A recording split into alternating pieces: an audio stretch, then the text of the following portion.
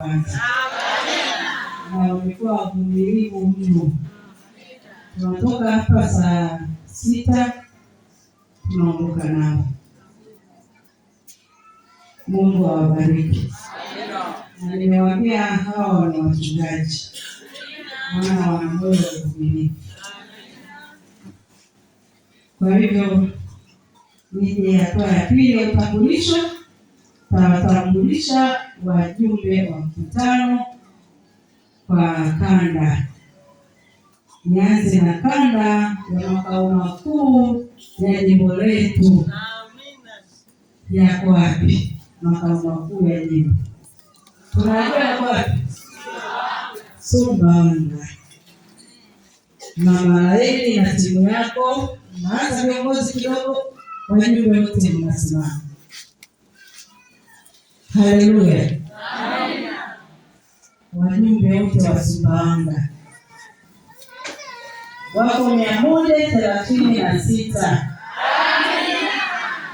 Na mwenyekiti anatoka huko Makurugenzi kwenye makao makuu. Mungu awabariki sana.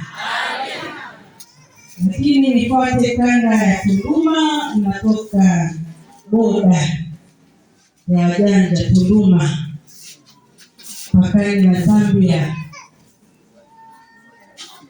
Dagalea huyu hapa na timu yake viongozi na wajumbe wote wa Tunduma, tusimame. Haleluya. Amen. Wako 80. Ni miujiza. Na fuata kanda ya Manyele, Ruti Sengerema na timu yako na wajumbe wako 105. Bwana wabariki sana. Kanda ya Matai, dada Rais huyo hapo na mwenzie kiongozi wako wawili. Wajumbe wa Matai tusimame. Wako 49. Mungu atukuze sana. Kanda ya Mloo yenyewe iko wamepakana na jimbo mama, jimbo la Southern, ndiko walikopakana. Kwa hiyo huko mbali, dada Lugano na timu yako ya viongozi tusimame.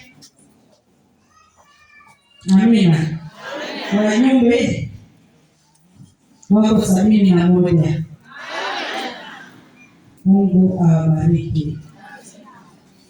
Kanda ya Lela ni kanda na yeye inapakana huko Zambia kama fulani. Huyu ndiye mwenyekiti na viongozi wenzake tusimame. Amina. Wajumbe wote wa Lela tusimame.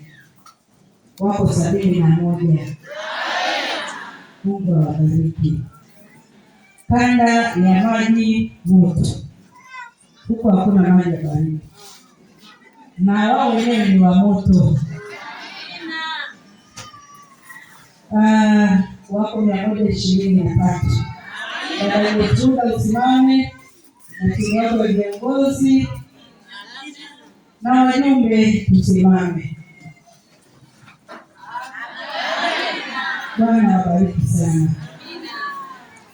Kimsingi mkoa wa Katavi wameutendea haki mkutano. Maana hao maji moto wanatoka mkoa wa Katavi, lakini tunamalizia na kanda ya wenyeji, kanda ya Mpanda. Wametisha. Dada Joy, unajua wenyeji jamani huwa hatuhudhurii mikutano. Yuko huko na mnafahamu kwa baadhi yetu, lakini basi wale wenzake kama wapo pia wasimame. Ni lugha ya wenyeji, wageni waje wenyeji wapone. Basi wanapona kweli.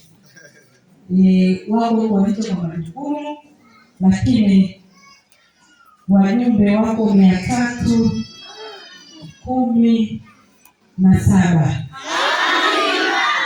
Hebu wasimame. Haleluya.